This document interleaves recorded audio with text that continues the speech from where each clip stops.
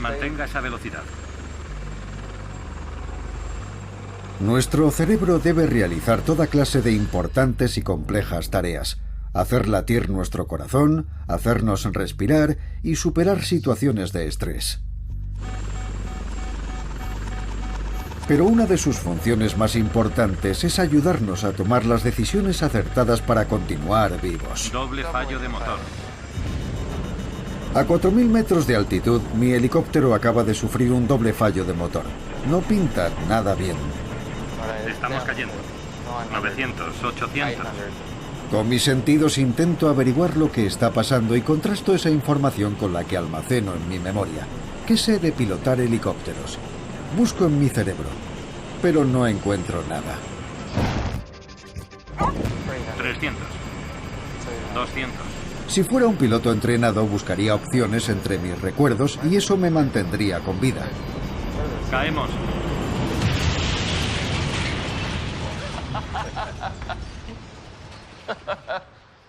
Eso es que estamos muertos, ¿no? Pues sí. Nuestro cerebro está tomando decisiones continuamente. ¿Podemos hacer algo para que decida mejor? ¿Es posible perfeccionar el cerebro con el que nacemos? ¿Podemos ser más inteligentes? En este episodio hablaremos de dos de las habilidades más asombrosas de nuestro cerebro: aprender y recordar. Veremos cómo podemos mejorar nuestra memoria y cómo nuestra actitud hacia el aprendizaje influye en cuanto aprendemos. También veremos qué pasa cuando se lesiona el cerebro y cómo mantenerlo sano toda nuestra vida.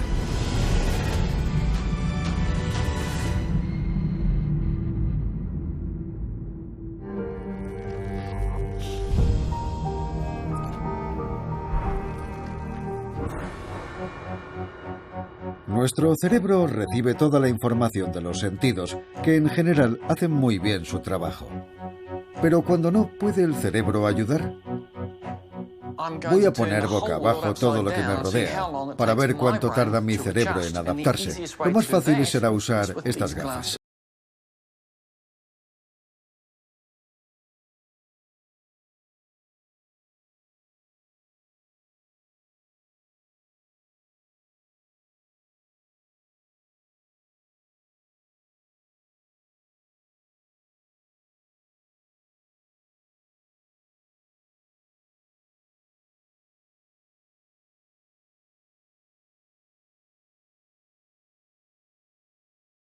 De repente se vuelven muy difíciles. ¡Qué difíciles!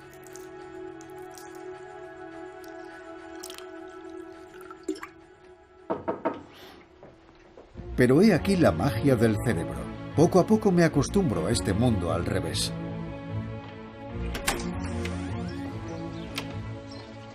Aquí tiene su pizza. Bien, gracias. A lo largo del día mi cerebro va adaptándose. Espera.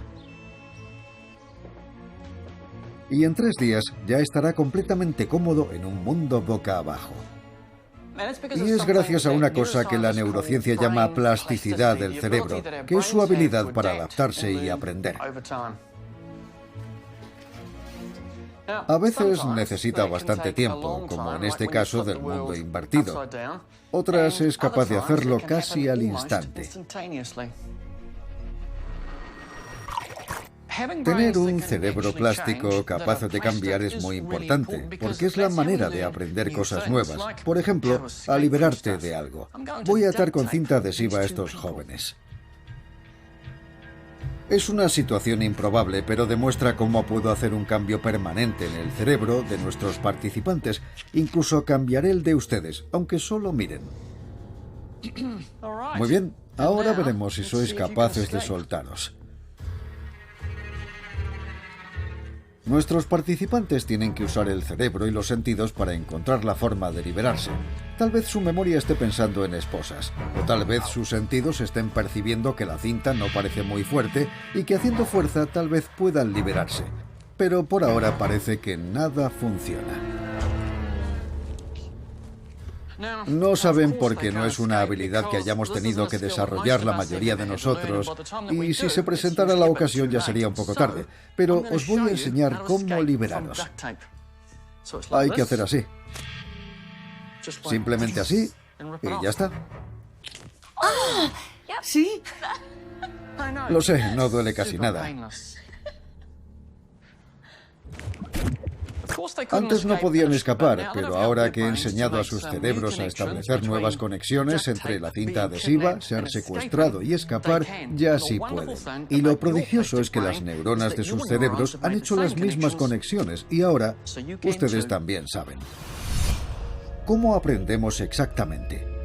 BBX puede ayudarnos a descubrirlo. Es lo más parecido que tenemos a una simulación de un cerebro humano. Creada por el Dr. Mark Seigar, no es una simple animación. Ve, oye y responde en el momento. Lo que significa que puede enseñarnos, como nunca antes, el complejo milagro del aprendizaje de nuestro cerebro. ¿Qué aspecto tiene un cerebro plástico? ¿Cómo aprende cosas nuevas? Una vía muy importante es usar lo que los científicos llaman aprendizaje asociativo. Primero voy a decirle la palabra pato. Pato. Pato. Si ya supiera lo que significa, veríamos un pato en el cuadro situado arriba a la izquierda. Pero no hay nada. Como BBX no sabe lo que es un pato, cuando digo pato no significa nada para ella. Pero si le enseño que esto es un pato usando el aprendizaje asociativo, sucede algo asombroso, que también nos pasa a nosotros, solo que lo damos por hecho. Pato. A la derecha podemos ver que BBX está mirando al pato. Y en el cuadro de la izquierda vemos que está percibiendo mi rostro. En el cuadro contiguo a este aparece lo que está pensando. De momento está estático. Pero se puede ver que está empezando a asociar la palabra pato con esta cosa con pico de color amarillo. Pato. Ahora vean lo que ocurre en su cerebro cuando diga pato esta vez. Su cerebro, exactamente igual que el nuestro, es plástico. Cambia en respuesta a la nueva información y establece una conexión entre la palabra pato y un pato. Pato. Si miramos dentro de su cerebro, vemos varias zonas iluminadas. Hay activas ciertas regiones que tienen que ver con la información sensorial y la asociación de objetos.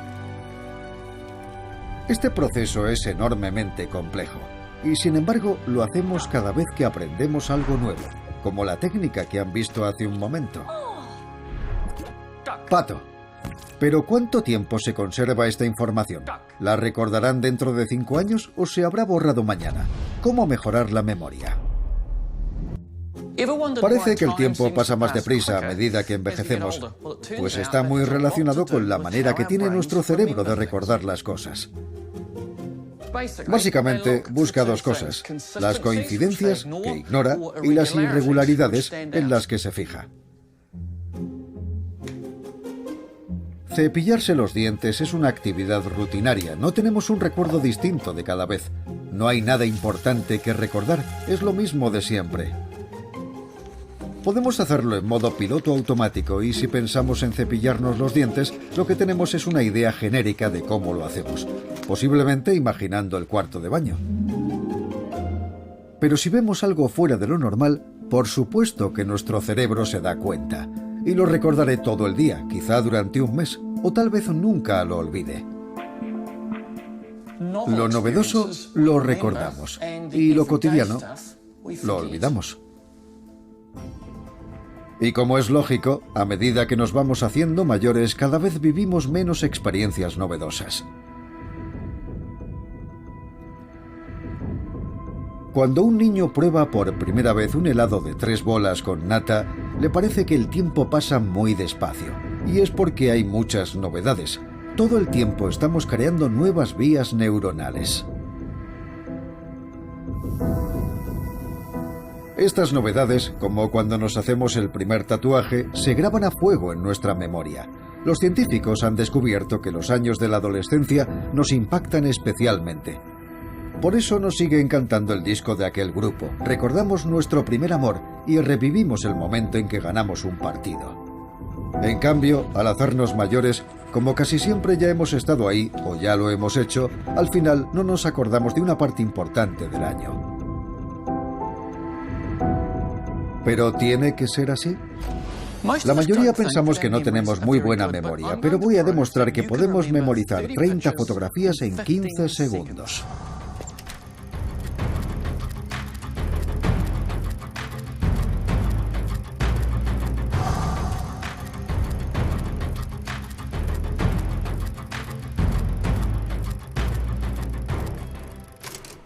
Bien, ¿se acuerdan de todas? La mayoría pensarán que no se acuerdan de muchas, pero voy a demostrarles que se acuerdan de las 30. De eso es capaz nuestra memoria. Bien, ¿osito o payaso? Era el osito. ¿Puente o muelle? Era el puente. ¿Elefante o cordero? Era el cordero. ¿Helado o ensalada? Era el helado. ¿Mariposa o flor? Era la mariposa. ¿Té o agua? Era el té. Tienen todas las imágenes en la memoria porque su cerebro está captando todo constantemente. Toda esa información permanece en su memoria a corto plazo, durante un minuto, y el dato sin importancia se desecha enseguida, como cepillarse los dientes esta mañana. Un estudio demostró que somos capaces de recordar 2.500 objetos que nos hayan mostrado en un periodo de 5 horas. Así que si tenemos tan buena memoria, ¿por qué no recordamos dónde hemos puesto las llaves del coche? ¿Qué podemos hacer para mejorar en eso? 3,14159265. Ralph es un memorizador increíble.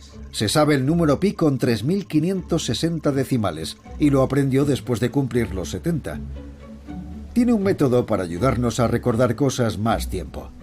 ¿Tienes una memoria especial? ¿Unas facultades especiales? No, para nada. Tengo una memoria normal. Simplemente he desarrollado algunas técnicas que me ayudan a recordar cosas. Y esos trucos se pueden usar en la vida diaria. Mira, como el primer artículo de nuestra lista de la compra es el maíz, lo que hacemos es imaginar un montón de plantas de maíz creciendo por aquí. Las mazorcas tocando el techo, todo lleno de mazorcas. El segundo artículo son judías guisadas. Podemos imaginarnos a alguien que va derramándolas por encima de los DVDs. El truco está en establecer asociaciones extrañas en un espacio que conozcas, como tu casa. Y el último artículo de nuestra lista son plátanos. Pues te imaginas racimos de plátanos colgando de la planta. Ya. ¿Que solo quieres acordarte lo justo para la compra? No importa, verás cómo te acuerdas de todo. ¿Crees que cualquiera puede mejorar su memoria? Sí, sin ninguna duda. Todas las personas que compiten en campeonatos mundiales no tienen ninguna habilidad especial. Lo que han hecho es desarrollar una técnica y practicarla. Si quieres ser el mejor, tienes que practicar, así de simple. Parece increíble, pero solo consiste en usar la mente, nada más. Pero algunas cosas no hay que esforzarse en recordarlas, experiencias que no olvidas durante toda tu vida. Aquí está Sara. Aquí estamos, en pleno ascenso. Saca eso, que es precioso. Un espléndido amanecer. Hace 25 años, Sarah Wilson acabó arrastrada literalmente por la ladera de una montaña. Mientras mi cabeza daba vueltas con el casco, dentro, en mi cerebro, era como si estuviera viendo una película de mi vida. ¿Cómo le afectaron los recuerdos que acudieron a su mente? Con mucha emoción, había personas a las que amo. Por un lado estaba la sensación de que todo eso era importante para mí y no quería perderlo. Pero a la vez había un efecto muy tranquilizador. Podía apreciar el hecho de haber estado rodeada de esas personas maravillosas en mi vida. Era emotivo y totalmente positivo. Me preparó para el final. Entonces tiene dos clases de recuerdos, los de la caída y los de sus propios recuerdos. ¿Son igual de intensos? Eso es lo interesante. El recuerdo de la caída es particularmente intenso y me pasa que incluso hablándolo ahora que han pasado varios años, es un recuerdo emocionalmente muy fuerte y hasta puedo ponerme a temblar. Procuro poner un poco de distancia al contarlo, pero me sigue afectando mucho emocionalmente. Los recuerdos de episodios traumáticos son muy intensos. La persona puede sentir incluso que está reviviéndolo de nuevo. Así sucede con el trastorno de estrés postraumático. Se supone que es útil porque crea un potente recuerdo de algo que debemos evitar, pero a la larga puede dañarnos, ya que nos hace revivir el hecho traumático una y otra vez, una y otra vez.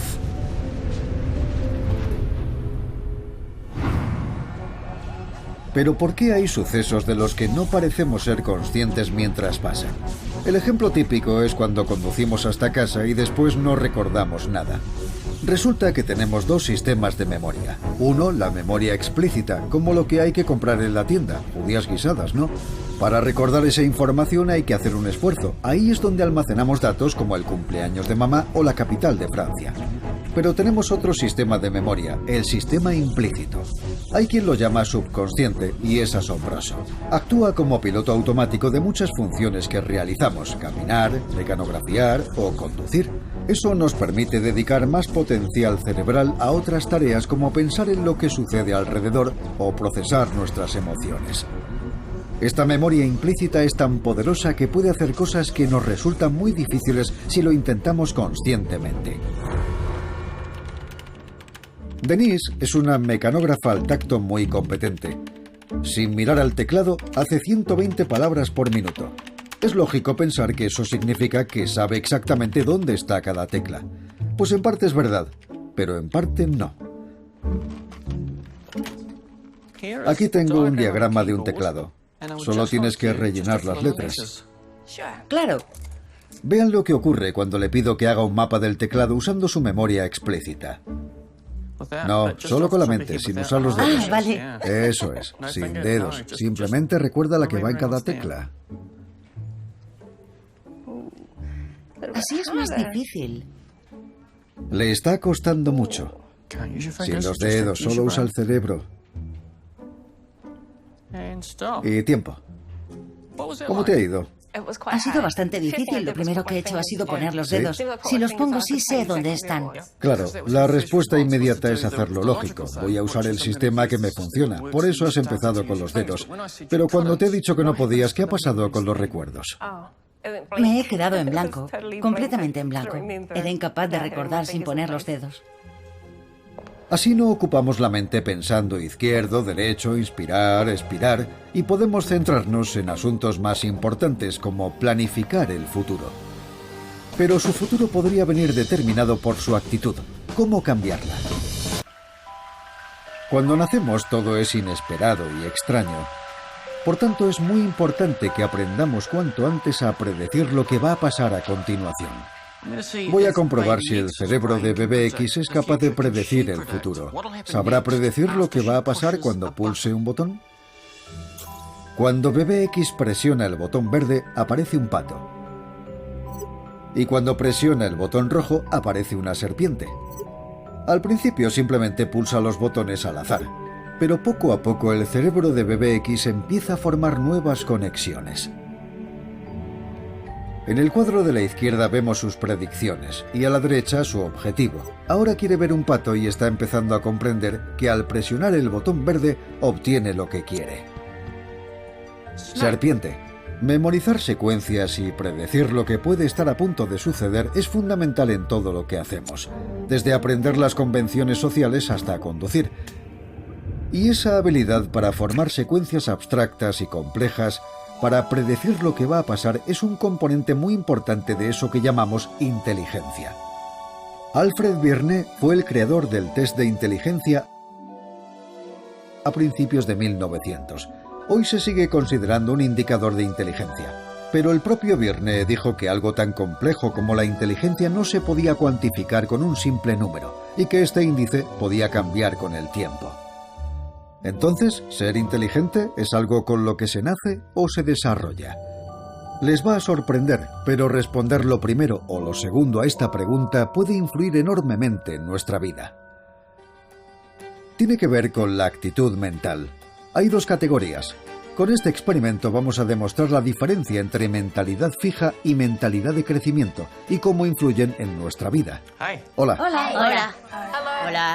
Tengo un problema de matemáticas que quiero que resolváis. Hemos formado dos grupos de niños para que resuelvan un sencillo problema. Bien, ¿cómo ha ido? ¿Qué solución os da? 70. 70. 70, 70. Bien. Todos han hallado la solución, pero lo importante es lo que voy a decirles ahora a cada grupo. Habéis hallado el resultado porque os habéis esforzado mucho. Sois muy trabajadores a la hora de resolver problemas matemáticos. Al primer grupo les digo que se han esforzado mucho, lo cual favorece una actitud mental de crecimiento. Pero al segundo les digo que han resuelto el problema porque son inteligentes, lo que favorece una actitud mental fija. Sois muy inteligentes. ¿Sabéis que hay personas con un don natural para las matemáticas? Sí. Pues vosotros lo tenéis, sois muy inteligentes. Ahora les propongo un problema realmente difícil que no podrán resolver. ¿Qué os da? 190. 24. A continuación les doy a elegir entre un problema difícil y uno fácil. Los del grupo con mentalidad de crecimiento, a los que dije que habían trabajado mucho, eligen todos la misma opción. ¿Cuál elegís? El difícil. El difícil. El difícil. El difícil. El difícil. La mentalidad de crecimiento ha quedado perfectamente demostrada. Piensan que si se esfuerzan, mejorarán. ¿Qué pasa cuando se lo propongo a los del grupo de mentalidad fija, a los que dije que tenían un don natural para las matemáticas? ¿Cuál elegís? Fácil. Fácil. Difícil. Fácil. Fácil. Vale, muy bien. Este grupo demuestra tener una mentalidad fija. No creen que la práctica les ayude a mejorar porque piensan que o eres inteligente para las matemáticas o no. Pero cambiar su actitud mental es fácil. Solo hay que decirles que si sobresalen en algo no es porque sean inteligentes, sino porque se esfuerzan. John Leyland tiene 80 años y es un buen ejemplo de actitud mental de crecimiento. Sabe que en la vida hay que esforzarse para obtener recompensas. John, si le dieran a elegir entre un crucigrama fácil y uno difícil, ¿con cuál se quedaría? Con el difícil. ¿No se frustraría si no lo consigue? No, me aburriría haciendo el otro. Gracias a su mentalidad de crecimiento, ha tenido una vida muy interesante. He sido predicador, gerente de unos grandes almacenes, jefe de compras de una cadena, he tenido varias empresas, he sido marinero, esa fue una etapa muy interesante, camarero de transbordadores, contratista agrícola, de todo. Esto es una combinación de cerámica y cactus cultivado. Como a mi esposa le gustan las flores azules, me propuse pintar de azul todas las flores que encontré durante unas vacaciones. Entre otras muchas cosas, también escribe guiones. Sí, eso surgió por el cultivo de cactus. En Estados Unidos ponían ojos a los cactus, y un día se me ocurrió que tal vez los cactus tenían vida secreta. De ahí surgió una historia y pensé que podría valer para una película. Así que me puse en contacto con el actor Temuera Morrison y me dijo, pues sí, me veo en el papel. Hablé con las autoridades y con el argumento de que no creía que se hubiera vendido antes un guión a Hollywood, les pedí dinero para ir a vender el mío. Me pagaron el pasaje, fui allí y busqué un agente que dio a conocer la historia. Al final no se vendió, pero tengo una preciosa carta de rechazo de la Metro que merece un marco. Una actitud mental de crecimiento te lleva a realizar el esfuerzo necesario para lograr cosas y es divertido. A su cerebro le gustan los desafíos. Así los seres humanos superan grandes obstáculos. John obtiene una dosis de dopamina con cada nueva aventura. Es como nuestro cerebro nos da su aprobación.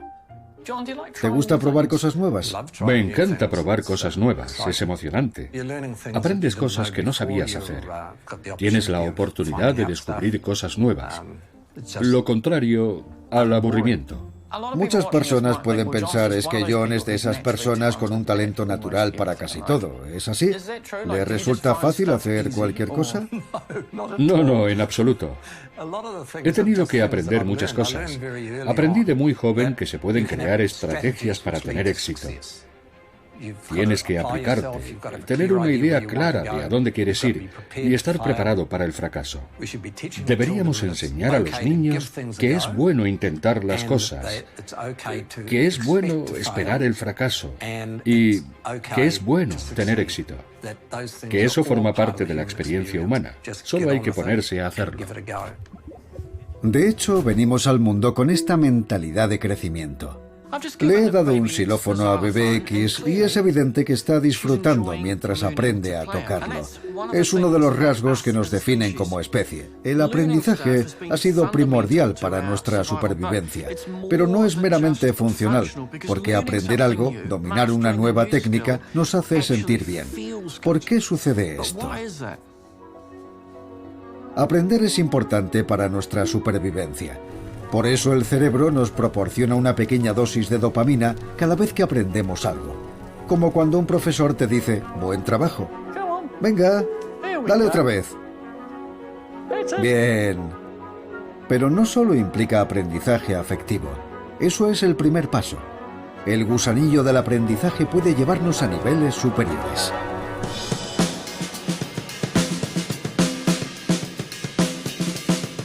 Muchas de las cosas que hacemos son muy difíciles.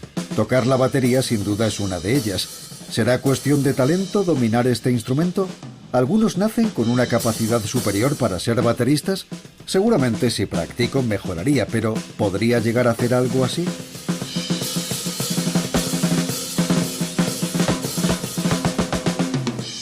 Tom puede porque su cerebro ha potenciado todas las habilidades que se necesitan para tocar más rápido que el pensamiento de la mente consciente. Ha pasado de su memoria explícita, cuando tenía que pensar en cada golpe de baqueta, a su memoria implícita. Ahora lo hace de forma automática, como respirar. Y esto nos descubre otra maravilla del cerebro humano. Cuando algo nos gusta mucho y empezamos a hacerlo sin pensar, entramos en un estado que se conoce como estado de flujo. En estado de flujo es cuando suelo tocar mejor, porque no estoy evaluando ni criticando mi trabajo mientras lo hago, que es lo que muchas veces te saca de ese momento de buena ejecución.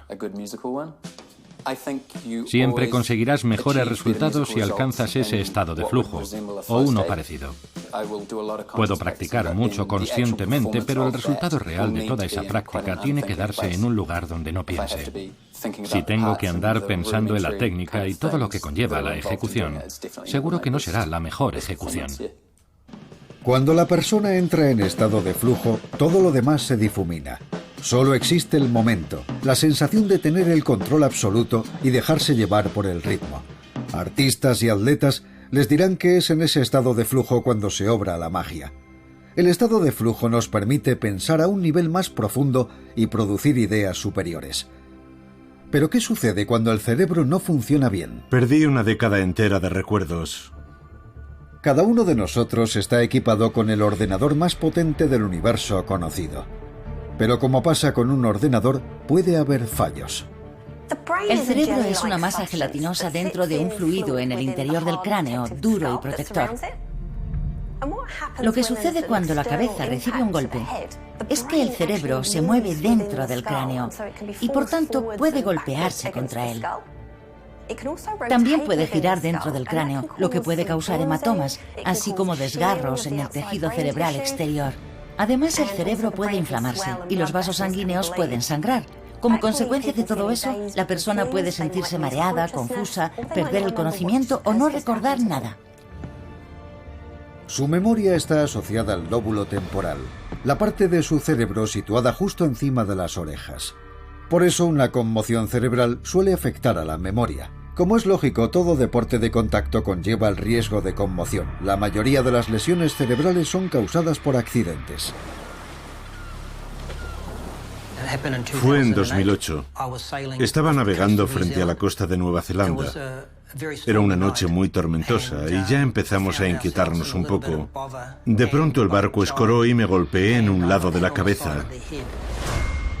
Yo no sabía lo que había pasado, pero según la tripulación, no estuve más de unos segundos inconsciente. Para mí fue como una eternidad. Más tarde supe que tenía un problema muy grave. En el momento no noté nada, pero unos días después de haberme dado el golpe en la sien, la pérdida de memoria se hizo muy evidente. Y según pasaban las semanas, la cosa iba empeorando. Hasta que a los 2 o 3 meses me di cuenta de que me faltaba una década entera de recuerdos. El tipo de problemas que tengan depende del lugar de la lesión en el cerebro y de los circuitos neuronales que dañen. Por eso las consecuencias pueden variar mucho. El cerebro interviene en muchas de nuestras actividades y aprender recuerdos es una tarea muy compleja para él. Interviene en muchas áreas diferentes, de manera que cuando se produce una lesión en el cerebro, esas conexiones pueden sufrir daños. ¿Hasta qué punto empeoró? La cosa se puso muy fea. Antes del accidente yo era patrón de yate. Tenía más de 60.000 millas de navegación en alta mar.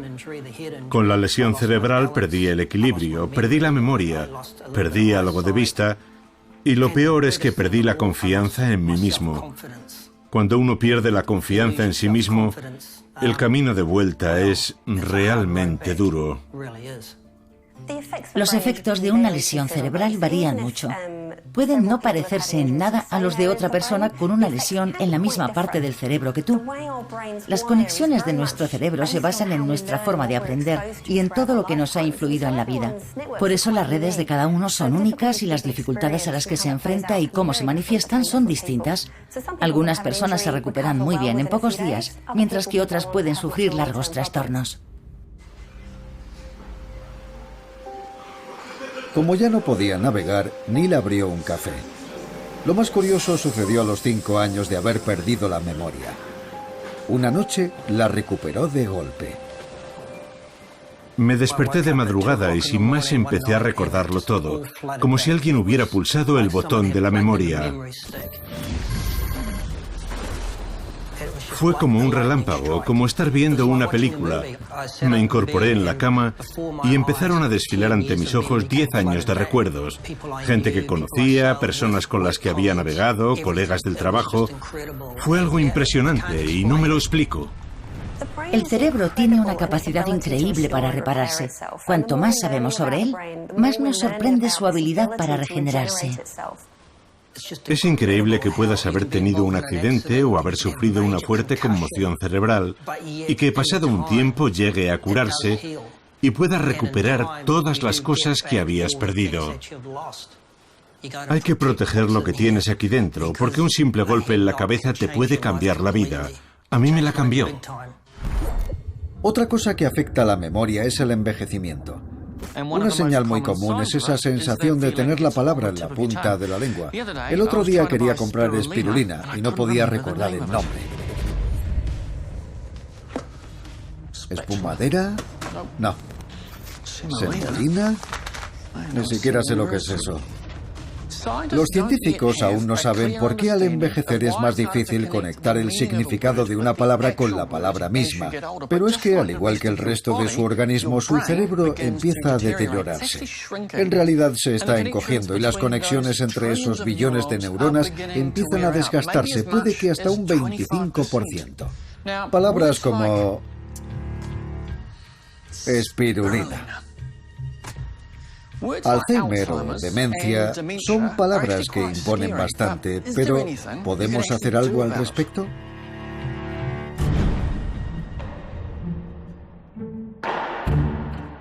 Un suceso le hizo pensar a Graham que la edad estaba afectando a su cerebro.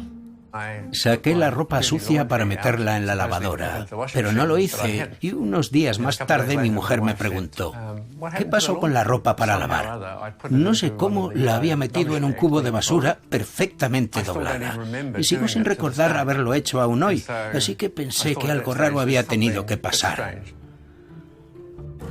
Le diagnosticaron deterioro cognitivo leve y ahora participa en un ensayo de investigación para explorar formas de prevenir la progresión del deterioro.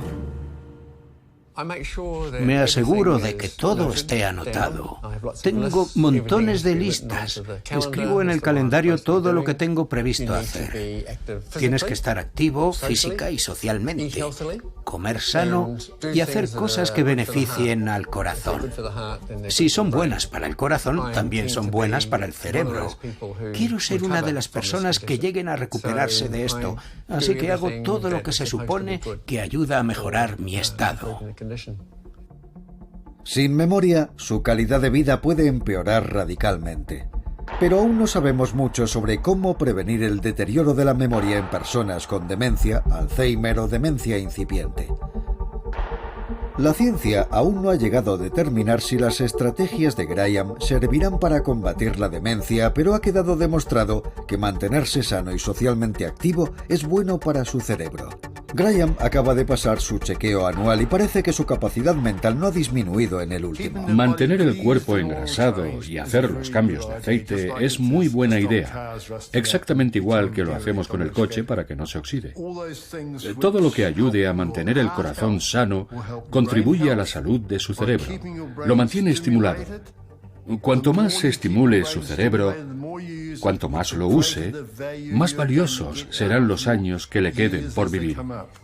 ¿Qué hay que hacer exactamente para conservar la salud del cerebro?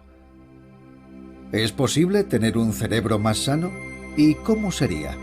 Igual que el resto de nuestro organismo, nuestro cerebro también necesita ejercicio. De hecho, necesita un corazón muy sano. La inactividad y la obesidad, que dan lugar a enfermedades del corazón, pueden contribuir también a la demencia. Un estilo de vida poco saludable puede causar estrechamiento de los vasos sanguíneos, lo cual reduce el flujo de sangre al cerebro, y si no recibe toda la que necesita, puede funcionar mal. Los trastornos pueden ir desde no recordar dónde aparcó el coche hasta un grave deterioro cognitivo. Pero hay buenas noticias. Me gusta todo lo relacionado con el Tai Chi. Tenía 73 años cuando empecé a practicarlo.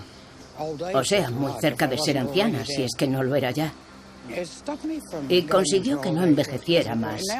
Ahora me sigo sintiendo como a los 73 y tengo 86. No entiendo por qué no hace Tai Chi todo el mundo. Hacer ejercicio es una de las cosas que mantienen sano su cerebro. Y otra muy importante es la novedad.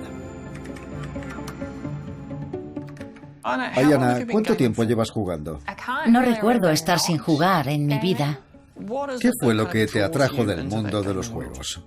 Sin duda la narrativa. Es mi medio preferido para contar historias. ¿Y la parte emocional? ¿Las emociones que sientes mientras juegas son las mismas que en la vida real? ¿Es como una copia del mundo real? Depende de la clase de persona que seas. He visto a gente ponerse realmente furiosa por el juego y he pensado, en realidad no pasa nada por perder en un juego. Pero sí que me conmueven, y mucho, algunas historias que se narran. Los videojuegos tienen algunas particularidades. Están llenos de estímulos novedosos, llenos de sonidos y luces. Son cosas que no esperas en tu entorno habitual y no puedes predecirlas. Los estímulos novedosos, que no se pueden predecir, son muy interesantes, porque cuando no se puede predecir una situación, se libera dopamina en las zonas del cerebro implicadas en el refuerzo. Los videojuegos premian constantemente a Ayanna con dosis de dopamina. Pero ¿por qué el cerebro nos recompensa por ver y hacer cosas nuevas? Supongamos que todos los estímulos que hay a nuestro alrededor, donde nada cambia, ya no nos importan. Necesitaremos estímulos nuevos que activen nuestro sistema de motivación y nos hagan explorar el mundo y aprender para conseguir los buenos resultados que esperamos tener. La dopamina tiene como fin reforzar la conducta. Es como si dijera, sigue haciendo las cosas así. Cuando se anuncia un juego nuevo o empiezas un juego nuevo, ves los gráficos y te das cuenta de que han hecho un juego maravilloso, da igual como sea. Cuando ves todo eso, tu personaje por primera vez y esos paisajes fantásticos, pienso que es muy parecido a estar contemplando una obra de arte. Desde el punto de vista evolutivo, los seres humanos debían explorar nuevos mundos para sobrevivir, y el cerebro nos sigue recompensando por ello con dopamina. Hacer algo nuevo, como explorar nuevos mundos en un videojuego, es una experiencia multisensorial en la que usamos las manos, los ojos y los oídos. Y eso ayuda a mantener sano nuestro cerebro. Cocinar es muy importante. Hacer punto es importante. Toda la información multisensorial que uno recibe, el hecho de seguir un patrón, hay que estar pensando en todo eso. De manera que leer, escribir, todo eso estimula tu cerebro. Incluso hablar con gente. Porque la gente no solo nos transmite información, sino toda una carga emocional que nos hace sentir mejor. Dormir también es fundamental. Es uno de los grandes misterios del cerebro. Todavía no se comprende del todo lo que hace. Al parecer, una de las cosas que hace durante el sueño es ayudar a procesar la información que hemos adquirido durante el día. Si estás aprendiendo a hacer una cosa y después de alcanzar cierto nivel dejas de entrenar hasta el día siguiente, cuando vuelves a intentarlo después de haber dormido, lo haces mejor que cuando lo dejaste el día anterior. Eso es porque durante el sueño se establecen conexiones y redes que mejoran la ejecución. ¿Y qué le pasa a nuestro cerebro si no dormimos lo suficiente? Bernice, ¿cómo empezó a tener insomnio? Empezó cuando nació mi hija, que dormía muy mal, por lo que todas las noches interrumpía mi sueño y eso duró varios años. Así que cuando ella empezó a dormir bien, yo seguí durmiendo muy mal. Sufría interrupciones del sueño cada noche. ¿Cuántas horas seguidas dormía entonces? 4 o 5 horas, con interrupciones. Estuve así durante 6 o 7 años. Ya no era la de antes. Sin energía, sin entusiasmo. Vivía como un zombi. Estaba en modo supervivencia. Me limitaba a hacer lo imprescindible de cada día, pero eso no era vida. El sueño es importante para la supervivencia del organismo. Si no dormimos, nuestro cerebro se recalienta. Se ha demostrado en estudios que si se nos priva del sueño continuamente, podemos llegar a morir. El sueño es importante en términos de memoria, eso lo sabemos con seguridad. ¿Cómo afectaba a la memoria y a la concentración? Muchísimo. Eran terribles, la verdad. Tenía que hacer listas continuamente. De repente me encontraba entrando en un cuarto sin saber a qué había ido allí. Dormir es importante para la construcción de recuerdos. Se ha demostrado en infinidad de estudios que la privación del sueño, dependiendo de la fase en que se produzca, afecta a una u otra clase de memoria. Y también que cuando uno duerme bien, su capacidad de formar recuerdos mejora de verdad. ¿Qué estrategias le funcionaron? La primera sería dar prioridad al sueño. Y me refiero a anteponerlo de verdad. Decir, esto tiene que cambiar. Y tomar medidas activamente hacia ese objetivo. Me relajaba unas horas antes de irme a la cama, cuando antes siempre trabajaba a tope hasta el último momento. Y también me impuse limitaciones de sueño, que aunque parezca contraproducente, en realidad es un arma muy eficaz. Quedarme levantada hasta más tarde hizo que la calidad de mi sueño mejorara mucho. ¿Cómo ha afectado a su vida el hecho de poder dormir bien al fin? Duermo de maravilla. Te cambia la vida. Te la cambia por completo. Pasar de dormir 4 o 5 horas con interrupciones a 7 horas de sueño profundo y seguido. Ahora me encanta irme a dormir. Nada más meterme en la cama me quedo dormida hasta el día siguiente. La tarea más importante de su cerebro es mantenerles vivos, y lo hace mediante el aprendizaje y la adaptación. La ciencia dice que hay 5 reglas muy simples que podemos seguir para ayudar a nuestro cerebro a mantenerse en forma. Primera, lo mejor que puede hacer por su cerebro es hacer ejercicio. Así de simple. Segunda, póngase retos. A su cerebro le encanta probar cosas nuevas. Tercera, su cerebro necesita relacionarse con otros cerebros. Procure cuidar las relaciones importantes. Cuarta, su cerebro necesita combustible, que sea de buena calidad. Y quinta, necesitan dormir bien. Esperemos que con el truco memorístico de asociarlas con imágenes insólitas, estas reglas queden grabadas a fuego en sus cerebros. Siguiendo estas 5 reglas conseguirán mantener su cerebro en las mejores condiciones y verán cómo empiezan a tomar las mejores decisiones y a ser su versión más inteligente.